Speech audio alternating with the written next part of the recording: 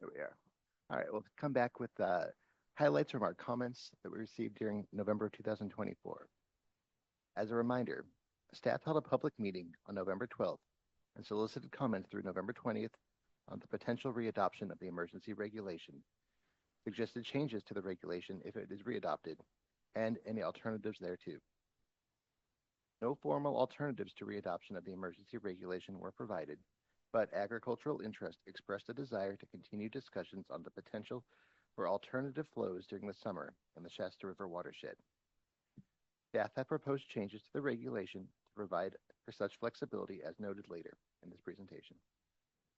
Commenters representing the agricultural and environmental communities expressed an interest in establishing flow targets at key tributaries or other locations in the watershed. Staff are not recommending changes to the regulation at this time due to a lack of flow targets and a lack of appropriately calibrated gauges in the watershed to support the implementation of those types of flow requirements. The potential for flow requirements at key tributaries is something board staff plan to explore further as part of the long-term flow efforts in both watersheds.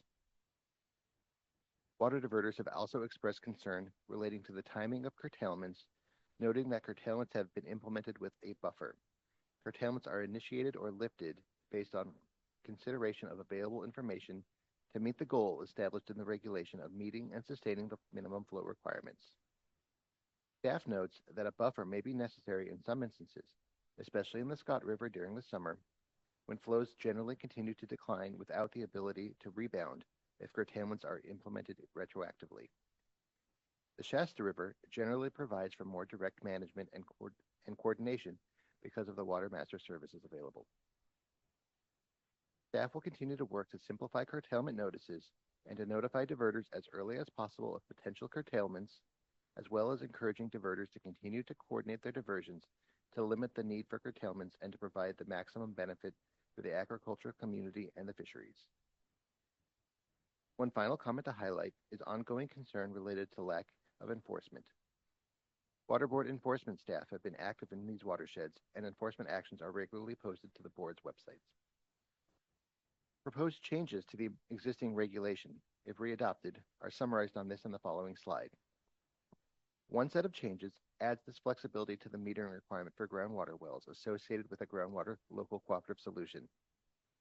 The current emergency regulation requires metering at each well. This proposed change would allow for metering of wells or metering at the point of application, such as metering at a pivot irrigation system. Other minor changes to the groundwater local cooperative solution program include documenting metered water, use at a weekly rather than daily interval, possible acceptance of late applications with valid justification, additional clarity related to the notice associated with inspections and the type of information that support compliance inspections. Additional proposed changes include clarification on CDFW equal or better determinations based on experience gained through implementation of such local cooperative solutions. As a reminder, there remains financial assistance available for metering equipment. Additional proposed changes allow CDFW to propose alternative flows in the Shasta River for limited terms to evaluate for equal or better fishery conditions. Similar to previous readopted regulations, proposed updates to Section 875 provide for continuation of existing curtailment orders, certifications, petitions, and approvals under the proposed regulation. Proposed updates to Section 875.2 would provide clarification and emphasize that the use of water under the minimum human health and safety exception for firefighting is allowed. Proposed updates to Section 875.7 provide for CDFW to notify the board of the need to limit inefficient livestock watering diversions when additional flow is needed to support fish passage for migration. Proposed updates to Section 875.9 would remove outdated penalty amounts. Staff released a preliminary draft version of the emergency regulation on December 20th, 2024. The draft regulation was released for public comment as part of the agenda on December 26th, 2024. 3 comment letters or emails were received and are summarized on this slide and the following. As previously mentioned, the proposed emergency regulation provides for CDFW to propose alternative flows in the Shasta River. Such alternative flows were limited to a maximum of 2 weeks in the proposed regulation released on the 26th. After reviewing public comments from the Siskiyou County Farm Bureau, noted on this slide, the proposed regulation text has been updated via change sheet number 1 to provide for alternative flows for a limited period of time rather than a maximum of 2 weeks. Highlights of comments from the California Farm Bureau are summarized on this slide and include comments received that question the board's authority to readopt the regulation in light of improved hydrologic conditions, note that there are broader issues affecting the fishery decline in agriculture and these watersheds, and recognize the need to work together to solve these challenges. Similar to comments received in November, the Environmental Law Foundation, Pacific Coast Federation of Fishermen's Associations, and Institute for Fishery Resources comments emphasize the importance of readopting the emergency regulation, recognizing the economic, cultural, and ecosystem importance of salmon, while also noting the need for long-term flow regulations.